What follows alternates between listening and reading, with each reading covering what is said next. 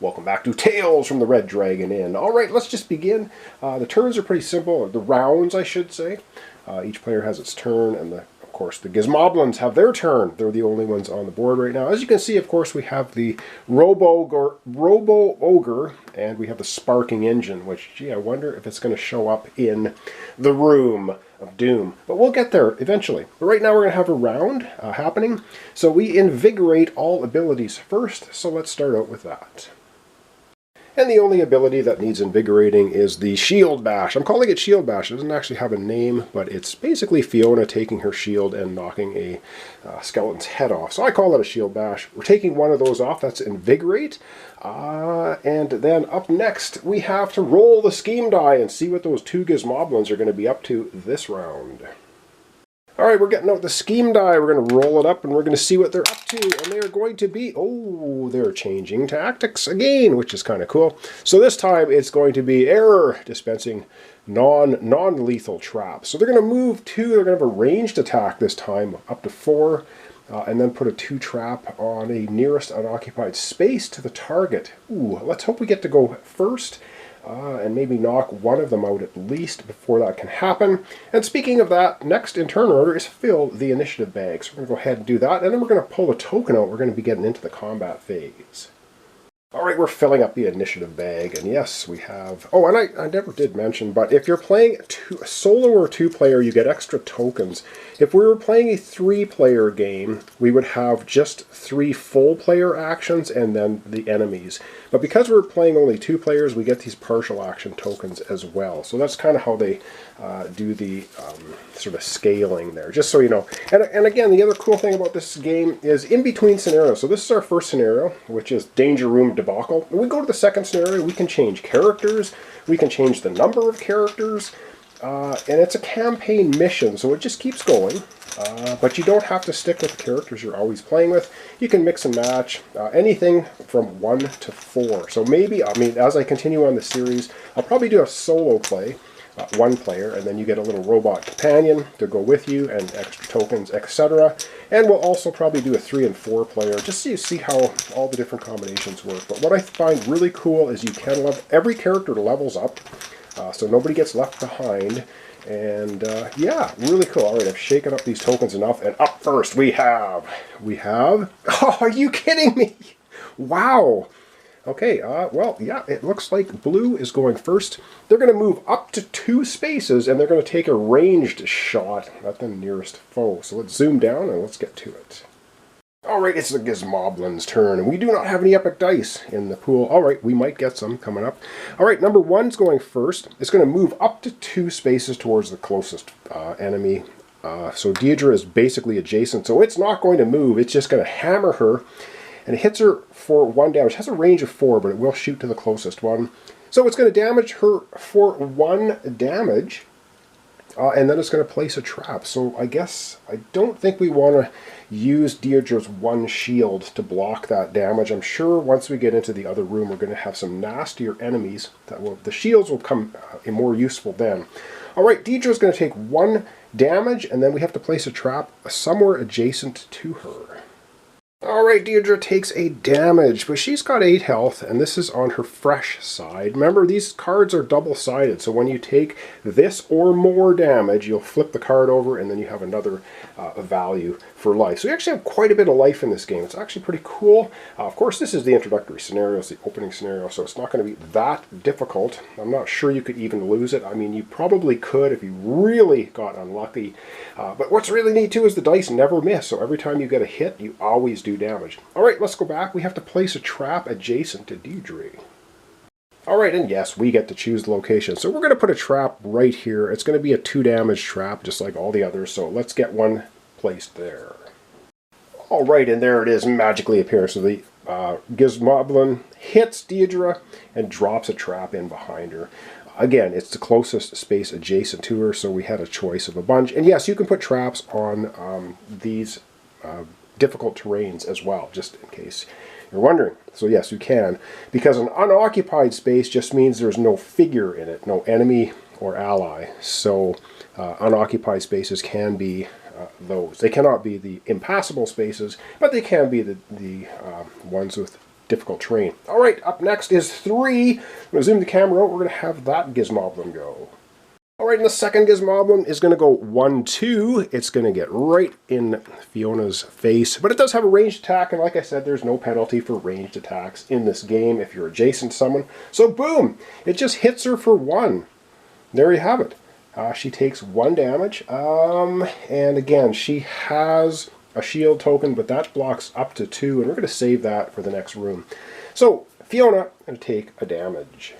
Alright, Fiona's taken a damage, but that's not really a big deal for her because she does have the nice shield bash ability. If she does damage to anybody, she heals 1. So she's quite the tank, doling out lots of damage. Alright, now we need to place a trap next to her in an unoccupied space. And once again, we get to choose where we're placing the trap. I think we're going to place it here because we're trying to go this way towards the door. So we're going to place a trap right there. Alright, and we've placed the trap. So these Gizmoblins are just dumb traps all over the place. However, it is now time to reach into the bag.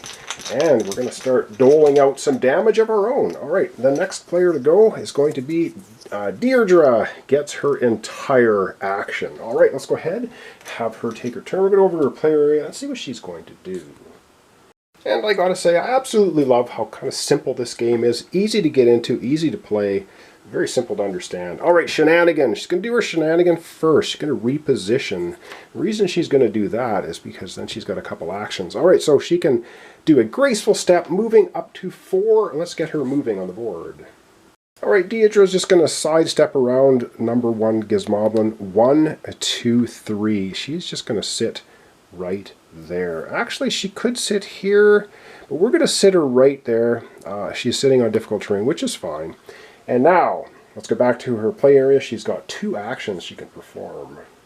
Alright, and for her first of 2 actions, she's going to go ahead and do this. I guess we should have flipped the shenanigan over here to keep track of things. She's going to do her Divine Strike, which means range up to 2, rolling 1 yellow die, 1 foe, and she can push the target, which you'll see here will become important here in a second. Alright, she's going to be rolling 1 die against this guy, and yes, we're going to push him, if we do damage, into the trap, because, yeah, that's a good tactic. Alright, 1 yellow die. We have no epic dice. Well, we might get an epic die out of this roll. And, oh, yeah, this is awesome. Alright, so we're doing 1 damage to the Gizmoblin. We have no epic dice in the pool, so we get to add 1 epic die into the pool because of the 1 enthusiasm symbol. I believe that's what that's called. I forgot it up until now. But 1 damage. Now, on her ability, if we take a look at it, if I knock everything around, we'll just pick the card up. Range 2, so she did 1 damage to the foe. You may push the target 1 space, and you have to push away from you, so this is awesome. So she does 1 damage, and she also pushes the Gizmoblin right back into this trap, doing an additional 2 damage. So the trap was set, and she did the Divine Strike and shoved him into it. That's going to be a total now of 3 damage. That's pretty awesome. On Gizmoblin 1. Alright, she's roughing up Gizmoblin 1 pretty handily. 3 damage. Alright, let's get back to her play area. She's got 1 action left. Alright, and with her final action, she's going to go ahead and do that again because, yes, why wouldn't she? Range of 2, the Gizmoblin's within range 2, rolling a yellow die, and she gets to push it again if she does need damage. Let's get to the board and roll it up. Alright, I'm liking this push tactic. Alright, but they have push as well, so we can't get too overconfident. Alright, we're only rolling 1 die. There's no way we can get an epic dice added to the pool out of this. However, she's doing 2 damage to the Gizmoblin, and she does not even need to push it, but you know what, we're going to push it anyway, so that's 2 damage, which will take it to 5, but she's going to push it into this trap, which you can do, so he's going to take an extra 2 damage as well, getting shoved back into that trap, and by getting 3 total damage and already having 3 damage, 4 damage, that absolutely destroys Gizmoblin 1. It is out of here. We don't even need to take a look at the play area. We only have 1 Gizmoblin remaining. Nice job, Deirdre. Alright, into the bag we go again for initiative. And what do we have this time? This time we have Fiona. And Fiona has a limited action, or just one action and or shenanigan. Alright, let's get to Fiona, see what she wants to do. Alright, Fiona only has one action to take here, and so she'll do that. Whoops, that's now she's taking her one action, and she is just going to use on the move. And you're thinking, why? Oh, hang on, no, she doesn't need to do that. She has no push abilities though. So she's just going to go ahead and do a melee strike. That's 2 yellow dice, splash 1. So she's just going to attack with her one action. 2 yellow dice against Gizmoblin number 3. Of course, why wouldn't she do that? There is an epic die in the pool. Don't know if we want to use it. Maybe we can get 2 of these symbols. That would be awesome. Then we get 2 epic dice in the pool. I want to kind of save them maybe for the next room. Alright, she gets a total of 3 damage to Gizmoblin. Wow, number 3. That's quite a bit from one hit. Alright, awesome. Alright, 3 damage already. Wow, nicely done. Into the bag we go again for our initiatives. And what do we have this time? Oh, we have Fiona now taking her full actions. Alright, let's go and take a look and see what she's going to do next. Alright, she has action, shenanigan. Of course, she doesn't have it, so we'll get rid of that. She has 2 actions, of course. She's just going to go ahead and melee attack again for her first action. So she's going to get 3 melee attacks in a row. That's awesome. Let's go ahead and have her attack again with 2 yellow dice. Alright, let's see if she can do 2 damage, which I believe she can, because there's no way she can't. Alright, roll them up. Oh my god. Okay, cool. We got an exploding die. So can we see that there? Yes.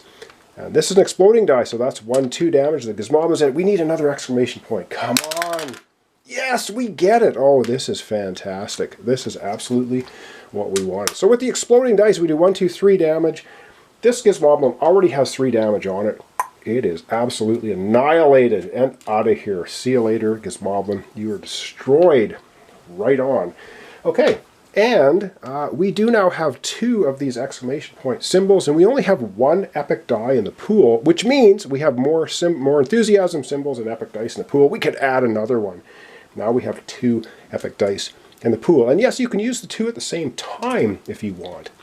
So if you really want to do a powerful attack at some point in the game, which we might want to do in the next room, we'll grab maybe Fiona with a shield bash, and she'll also grab both epic dice and maybe do some massive damage. Okay, well, we're still not finished yet, so Fiona still has another action left. Alright, Fiona has an action left, and what she's going to do is she's going to do the Invigorate, so she can take one of her cooldown tokens off of herself, and that's the end of her turn. In the bag we go for a final pull of tokens, and that's Deirdre taking a partial action. So let's figure out what we want to do with Deirdre. Alright, so Deirdre gets an action or a shenanigan. There's no more enemies, so we've basically finished the maze of madness. So what we're going to do here is we're just going to use the shenanigan for movement. She can move up to 4. Let's get her repositioned, because those doors are going to open here in a second. Alright, we have Fiona pretty far away, and there might be a mass of enemies in this room when these doors open here in a second. So let's get Fiona kind of back so she can move forward. We're going to go 1, 2, 3. Yeah, we're going to move her 3 there, just in case we get swarmed by a whole bunch of enemies. So she backs away to there. That's the end of her actions. That's the end of all of the turns. And now we check the objectives. And the objectives for the Maze of Madness was destroy all enemies. They're all gone. So we are going to be now removing the final set of doors, and we're going to see what's going to happen in the Room of Doom. Alright, and there's a little flavor text that goes along with all these things. I've been kind of skipping it. The gist is we have to stop these menacing machines as we go along, and we basically destroy them all in the Maze of Madness, and I'm just taking a look at the next deployment, which is going to be in the final room. So let's take a look at that. Alright, so the setup for the final room. It says, okay, well, that hulking monstrosity actually looks pretty impressive. In the far corner of the room, you spy an arcano-mechanical object buzzing away and throwing off sparks of electricity. Looks like he finally found the off switch. So that's our little flavor text coming in. We'll see why in a second. So this room, we're going to have 2 Gizmoblins, 1 Robo-Ogre, We're going to have the sparking engine, and then we have a couple traps at B and C. Let me lay all of this down in the Room of Doom. And then the win condition for Room of Doom is players win if the sparking engine has been defeated or if the Robe Ogre and all the Gizmoblins have been defeated. So that's going to be our objective. Let me get that set up and we'll take a look at it. Alright, so ending off today, we have the end of a round, of course, and now in this room with the door open, now we have the Robo-Ogre sitting here. There's a couple of traps right behind him. We have a couple of Gizmoblins, number 2 here, number 4 there, and we have the sparking engine. We got to destroy this guy. So our objective in this room is destroy the sparking engine. It has 15 health, or destroy the Robo-Ogre and the 2 Gizmoblins. Robo-Ogre also has 15 health. We'll take a closer look at them in the next episode when we see how when we roll their scheme dice to see how they operate. And then we'll get to it. So thanks so much for watching along. Thanks for your comments, subscriptions, and likes. This is Tales from the Red Dragon Inn. We're playing with Fiona and Deirdre in the first scenario called Danger Room Debacle, and we have a final room, the Room of Doom, to clean out to finish off this scenario. So thanks so much. I'll see you next time for the continuation.